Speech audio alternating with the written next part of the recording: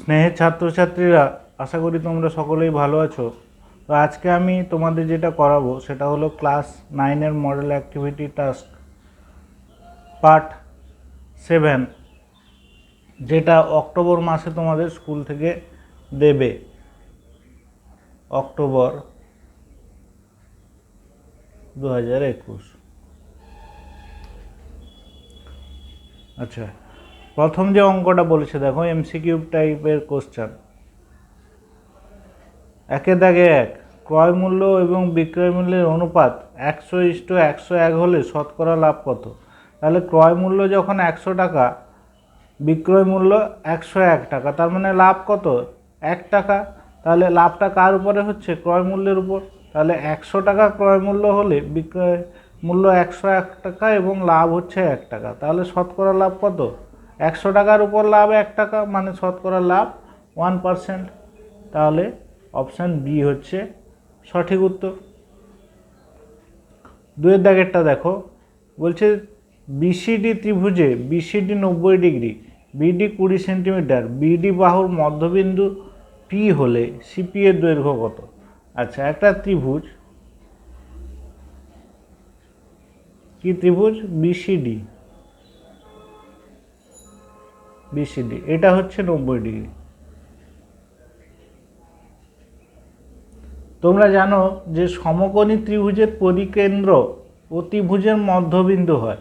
তাহলে এটাকে নিয়ে যদি আমি একটা পরিবৃত্ত আঁকি, তাহলে পরিকেন্দ্র হচ্ছে এটা, অতিভুজের মধ্যবিন্দু, অর্থাৎ পি, তাই না? তাহলে দেখো, সিপি, বিপি আর পিডি তিনটাই হচ্ছে এই যে বৃত্তটা পেলাম তার ব্যাসার্ধ, তাই না? তাহলে এই বৃত্তটার এই টোটালটা 20 সেন্টিমিটার, মানে এটা 10 সেন্টিমিটার, এটা 10 সেন্টিমিটার। তাহলে এই সিপিটাও 10 সেন্টিমিটার হবে, তাই না? যেহেতু সিপি, বিপি আর পিডি হচ্ছে এই যে বৃত্তটা এঁকেছি তার ব্যাসার্ধ। তাহলে সিপি সমান কী পেলাম? 10 সেন্টিমিটার। অপশান বিতে আছে 10 সেন্টিমিটার। 3 নম্বর অঙ্কটা দেখো, বলছে ঘড়ির মিনিটের কাঁটা এবং ঘন্টার কাঁটার গতিবেগের অনুপাত কত? আচ্ছা, মিনিটের কাঁটা যখন 60 ঘর অতিক্রম করছে, ঘন্টার কাঁটা তখন কত ঘর অতিক্রম করে? 5 ঘর অতিক্রম করে, তাই না? যদি একটা ঘড়ি আঁকো, 12টার পরে ধরো 1টা আছে, তাহলে ঘন্টার কাঁটা যখন 12টা থেকে 1টা আসছে, অর্থাৎ 1 ঘন্টা অতিক্রম করছে, তখন সে কত ঘর অতিক্রম করছে?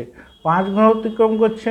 সেই সময় মিনিটের কাঁটা কত ঘর অতিক্রম করছে? না, 60 ঘর অতিক্রম করছে। তাহলে মিনিটের কাঁটা 60 ঘর অতিক্রম করলে ঘন্টার কাঁটা অতিক্রম করে 5 ঘর।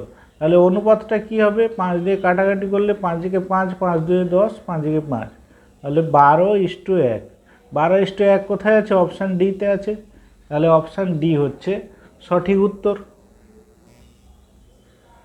4এরটা কি বলেছে দেখো, বলছে একটি পরিসংখ্যা বিভাজন তালিকায় একটি শ্রেণীর মধ্যবিন্দু 77 এবং প্রতিটি শ্রেণীর শ্রেণীদৈর্ঘ্য 10, তাহলে শ্রেণীটির নিম্নসীমা কত? তোমরা জানো কি নিম্নসীমা সমান শ্রেণীর মধ্যবিন্দু, মানে এখানে 77 বিযুক্ত শ্রেণীদৈর্ঘ্য বাই 2, এখানে শ্রেণীদৈর্ঘ্য হচ্ছে 10/2, তাহলে 77 বিযুক্ত 5 সমান 72। 72 কোথায় আছে? অপশান সিতে আছে। তাহলে অপশান সি হচ্ছে সঠিক উত্তর। 2-এর দাগে 1-এরটা দেখো, এখানে সত্য বা মিথ্যা লিখতে হবে, অর্থাৎ ট্রু ফলস লিখতে হবে। কি বলেছে বিবৃতিটা? একটি বৃত্তের পরিধি এবং একটি বর্গক্ষেত্রের পরিসীমা সমান হলে বৃত্তের ব্যাসার্ধ এবং বর্গক্ষেত্রের বাহুর দৈর্ঘ্যের অনুপাত হবে π:2। আচ্ছা দেখো, যদি বৃত্তের ব্যাসার্ধ আর হয় তাহলে তার পরিসীমা হচ্ছে 2πr, তাই না? বর্গক্ষেত্রে একটা বাহুর দৈর্ঘ্য যদি এ হয় তাহলে বর্গক্ষেত্রের পরিসীমা হবে 4a। তাহলে এই দুটো হচ্ছে সমান। তাহলে আমাকে কি বের করতে বলেছে? বৃত্তের ব্যাসার্ধ আর বর্গক্ষেত্রের বাহুর দৈর্ঘ্যের অনুপাত, অর্থাৎ r/a সমান কত হবে বের করতে হবে। r/a সমান কত হচ্ছে? 4/2π। তাহলে 2 2 4 কাটলো, 2/π, মানে বৃত্তের ব্যাসার্ধ আর বর্গক্ষেত্রের বাহুর দৈর্ঘ্যের অনুপাত হলো 2:π, কিন্তু এখানে দেওয়া আছে π/2, উল্টোটা দেওয়া আছে, তাহলে এই বিবৃতিটা হচ্ছে মিথ্যা বা ফলস। আচ্ছা, এরপরের অঙ্কটা দেখো, বলছে 10% ছাড় দিয়ে বিক্রি করায় একটি বইয়ের বিক্রয় মূল্য হয় 900 টাকা, বইটির ধার্য মূল্য 1000 টাকা। দেখো, বইটির ধার্য মূল্য যদি 1000 টাকা হয়, তার উপর 10% ছাড় মানে 10 × 100, 0,000 কাটলো, তাহলে কত টাকা ছাড় দেওয়া হচ্ছে? 100 টাকা ছাড় দেওয়া হচ্ছে। তাহলে 1000 টাকা থেকে 100 টাকা বিয়োগ করলে কত হয়? 900 টাকা। তাহলে বইটির বিক্রয় মূল্য বলেছে 900 টাকা, তাহলে এটা কি বিবৃতিটা সত্য বা ট্রু? তাহলে 2 দাগের উত্তরটা হলো সত্য বা ট্রু। 3 দাগেরটা দেখো, বলছে একটি ট্রাপিজিয়াম আঁকার ক্ষেত্রে তির্যক বাহু দুটির মধ্যবিন্দুর সংযোজককারী সরলরেখাংশ সমান্তরাল বাহু দুটির সমান্তরাল। দেখো, এটা হচ্ছে একটা প্রয়োগ 16, বইতে পেজ 191-তে পেয়ে যাবে। প্রয়োগ 16 কি বলেছিল? যে একটি ট্রাপিজিয়াম আকারের ক্ষেত্রে তির্যক বাহু দুটির মধ্যবিন্দুর সংযোজক সরলরেখাংশ সমান্তরাল বাহু দুটির সমান্তরাল, অর্থাৎ এটা সত্য বা ট্রু।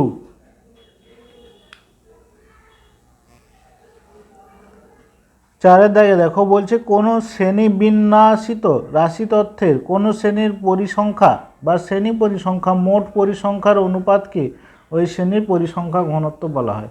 তোমরা জানো পরিসংখ্যা ঘনত্ব সমান পরিসংখ্যা বাই শ্রেণী দৈর্ঘ্য, অর্থাৎ পরিসংখ্যার শ্রেণীর দৈর্ঘ্যের অনুপাতকে বলা হয় পরিসংখ্যা ঘনত্ব। কিন্তু এখানে দেওয়া আছে শ্রেণীর পরিসংখ্যা এবং মোট পরিসংখ্যার অনুপাত, তাহলে এই বিবৃতিটা মিথ্যা বা ফলস। 3 একটা কি বলেছে দেখো, বলছে একটি সমবাহু ত্রিভুজ এবিসি এর প্রত্যেকটি বাহু 8 সেন্টিমিটার, এবি ও এসি এর মধ্যবিন্দু পি ও কিউ, তাহলে পি কিউ এর দৈর্ঘ্য কত আর কোণ এপি কিউ এর মান নির্ণয় করো। এটা খাতায় করে দেখাচ্ছি, দেখো খাতায় সুন্দর করে লিখবে। এটা কিভাবে করছি দেখো, সমবাহু ত্রিভুজ এবিসি,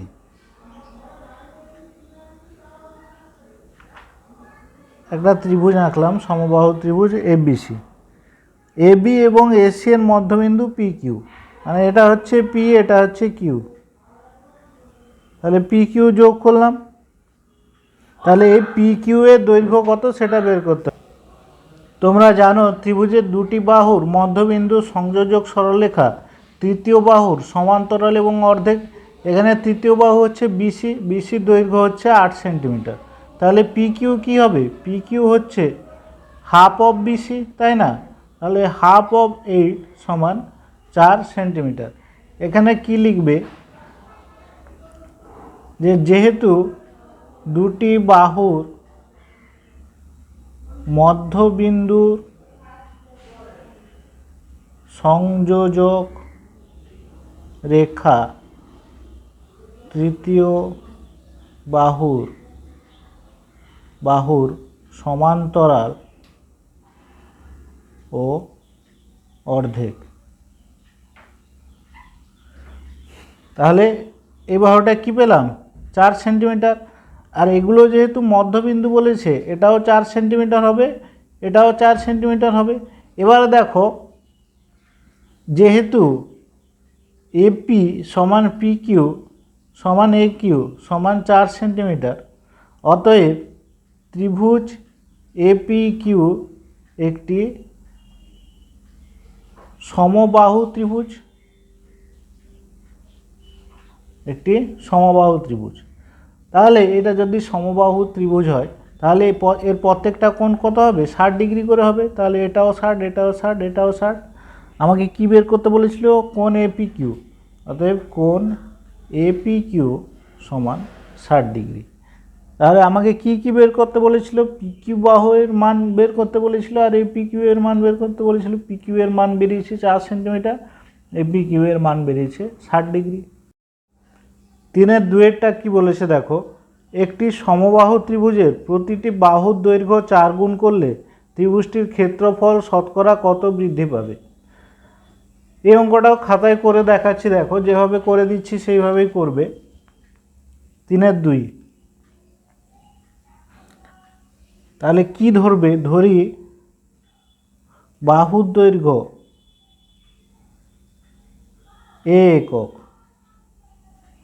বাহুর দৈর্ঘ্য যদি এ একক হয় তাহলে ক্ষেত্রফল কি হবে, অতএব ক্ষেত্রফল √3/4 ইন্টু এ স্কোয়ার বর্গ একক। তোমরা জানো সমবাহু ত্রিভুজের ক্ষেত্রফলের সূত্র হচ্ছে √3/4 ইন্টু বাহু স্কোয়ার বর্গ একক, তাই না। এবারে বাহু যদি 4 গুণ হয়, এখন বাহু সমান 4 একক, ক্ষেত্রফল সমান √3/4 ইন্টু 4 স্কোয়ার বর্গ একক, তাই না। হ্যাঁ, এখানে এর জায়গায় 4 আছে তাই 4 স্কোয়ার হয়েছে, তাহলে √3/4 ইন্টু 16 স্কোয়ার বর্গ একক, তাই না, 16 স্কোয়ার বর্গ একক। তাহলে কাটাকাটি করো, 4×4 = 16, তাহলে এটা হলো কত, 4√3 বর্গ একক, 4√3 বর্গ একক। আচ্ছা, এবারে 4√3 স্কোয়ার বর্গ একক। আচ্ছা, এবারে বলেছে ক্ষেত্রফলের শতকরা বৃদ্ধি কত হবে, ক্ষেত্রফলের শতকরা বৃদ্ধি কত হবে। তাহলে ক্ষেত্রফলের শতকরা বৃদ্ধি সমান, এখন হয়েছে 4√3 স্কোয়ার, আগে ছিল √3/4 ইন্টু এ স্কোয়ার, বাই আগে যেটা ছিল √3/4 ইন্টু এ স্কোয়ার গুণিতক 100, তবেই শতকরা বেরাবে, তাই না। তাহলে এখান থেকে যদি √3/4 কমন নিয়ে নাও, 4 স্কোয়ার কমন নিয়ে নাও, তাহলে এখানে থাকলো 16, এটাই থাকলো 16 বিযুক্ত 1, √3/4 স্কোয়ার কমন চলে গেছে, by √3/4 into A square into 100। তাহলে √3/4 স্কোয়ার √3/4 স্কোয়ার কাটলো 15, 16 থেকে 1 বাদ দিলে 15, 15 সঙ্গে 100 গুণ করলে 1500%। তাহলে শতকরা বৃদ্ধি হলো 1500%। বোঝা গেছে অঙ্কটা।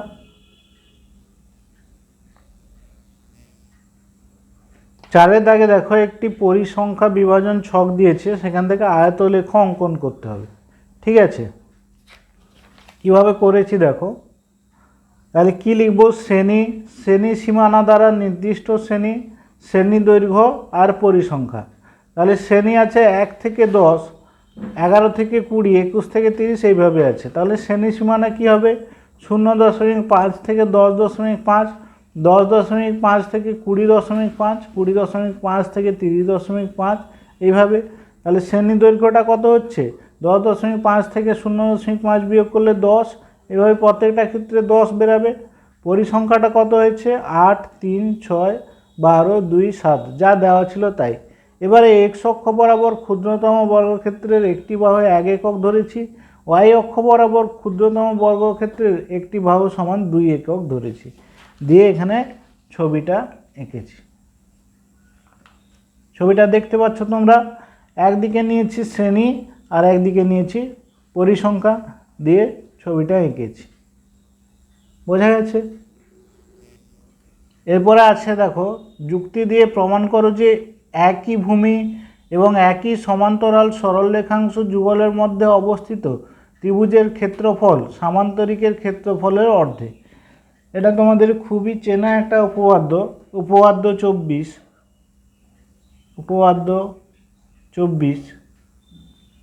বইতে পেজ 182-তে পেয়ে যাবে। তোমাদের আশা করি সকলেরই মুখস্থ আছে, যাদের মুখস্থ নেই তারা মুখস্থ করে এটা লিখে দিও। তো এখানেই মডেল অ্যাক্টিভিটি টাস্ক শেষ হলো। তোমরা যারা চ্যানেল নতুন তারা চ্যানেলটা সাবস্ক্রাইব করে দিও আর বন্ধুদের সাথে শেয়ার করে দিও। ভালো থেকো তোমরা।